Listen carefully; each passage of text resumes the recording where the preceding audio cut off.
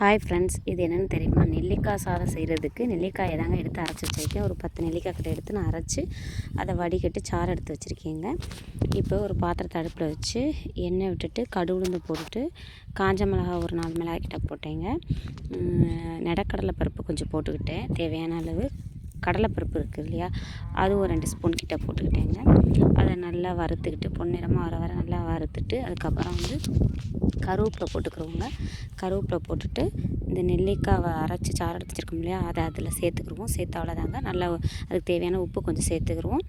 மஞ்சத்தூள் ஒரு ஸ்பூன் அளவுக்கு சேர்த்துட்டு அவ்வளோதாங்க. நல்லா கொதித்து வற்றி வந்ததுக்கப்புறம் இறக்கி சாதத்தை வடித்து வச்சுருக்க சூடான சாதத்தை சுட சுட அதை கூட நல்லா பெரட்டி சுட சுட சாப்பிட்டோம்னா ரொம்பவே டேஸ்ட்டு பிரமாதமாக இருக்குங்க.